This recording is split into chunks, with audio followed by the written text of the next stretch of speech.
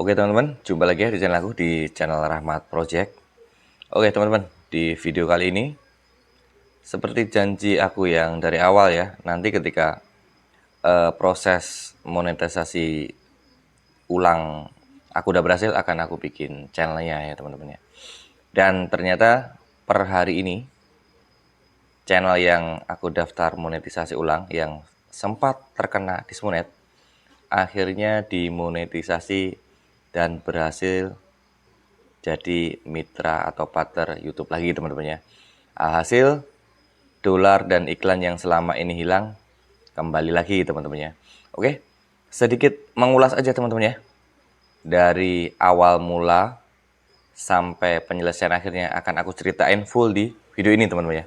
Oke, yang pertama, awal mula channel aku yang Rahmat Motovlog itu dimonetisasi. Awal mulanya dulu teman-teman ya. Awal mula itu sekitar bulan Desember akhir, tanggalnya saya lupa pokoknya akhir ya.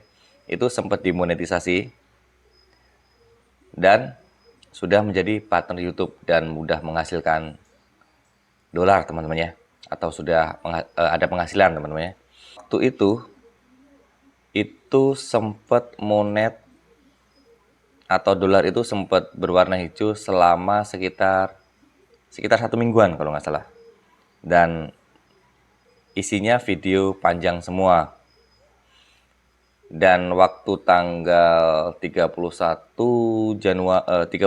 Desember 2024 aku bikin kesalahan yang mereupload konten orang, tetapi bukan video panjang teman-teman ya.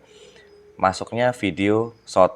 Jadi ceritanya begini, aku ambil video reel di Facebook, terus aku edit, aku potong-potong, dan aku jadiin video short di YouTube teman-teman ya. Awalnya emang tidak ada copyright atau hak cipta teman-teman ya. Biasanya kalau emang konten yang kita re-upload atau konten yang kita upload itu terkena pelanggaran hak cipta, itu biasanya sebelum dipublikasiin itu ada peringatan dulu teman-teman ya, waktu proses pemeriksaan. Tetapi ini lolos, tidak ada klaim hak ciptanya. Dan kalau nggak salah video short aku, video pendek aku, itu sempat meledak, penontonnya nyampe sekitar 80.000 tayang teman-teman ya.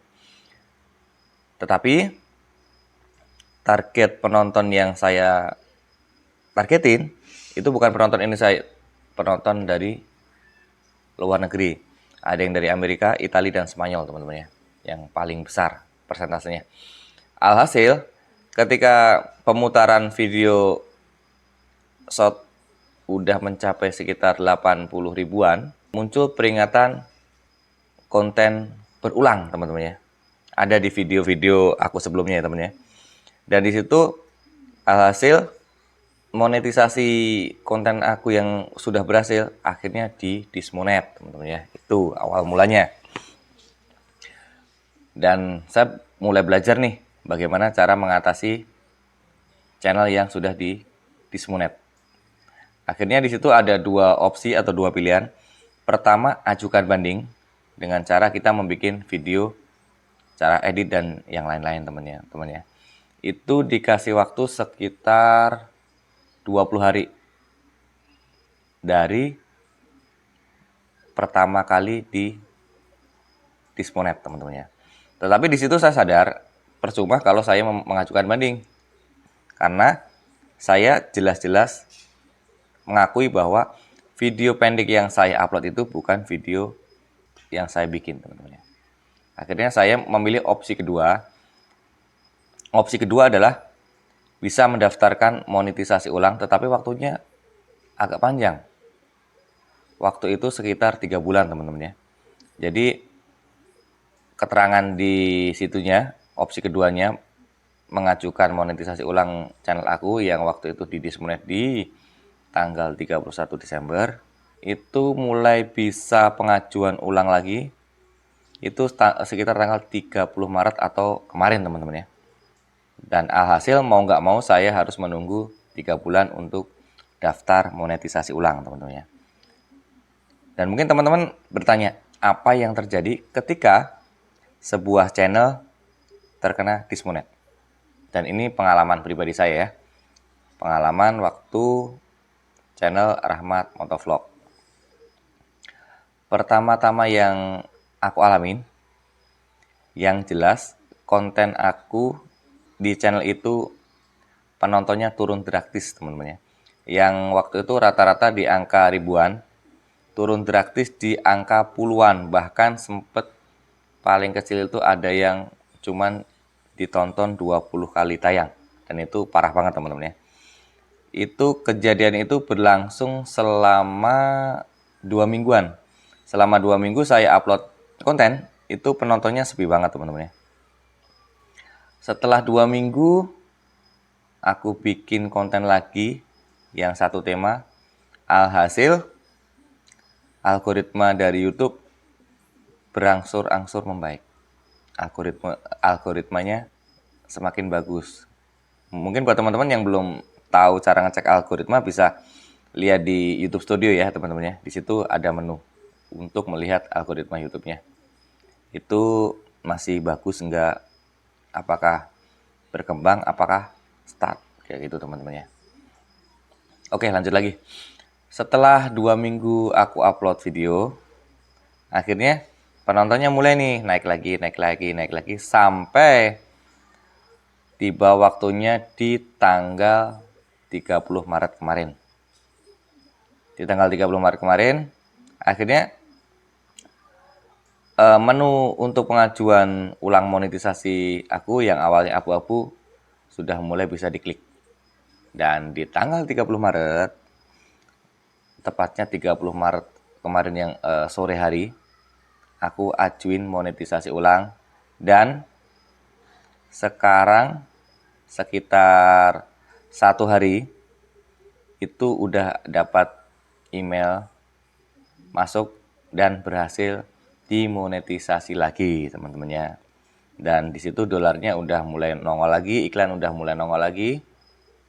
Akhirnya bisa dimonetisasi ulang untuk channel Rahmat Motovlog.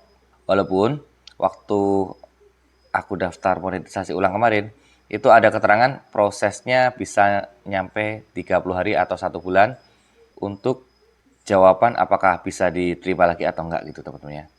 Tetapi dalam kenyataannya atau faktanya, dalam 1 hari sudah selesai didaftarin dan berhasil monet itu, teman-teman ya. Dari kejadian ini kuncinya apa, teman-teman ya? Kuncinya yang bisa saya ambil hikmahnya adalah boleh mau re-upload konten orang, boleh mau ngambil konten orang terus kita upload di YouTube, tetapi pahami dulu pedoman komunitas yang ada di, atau aturan pedoman komunitas yang ada di YouTube, teman-teman ya.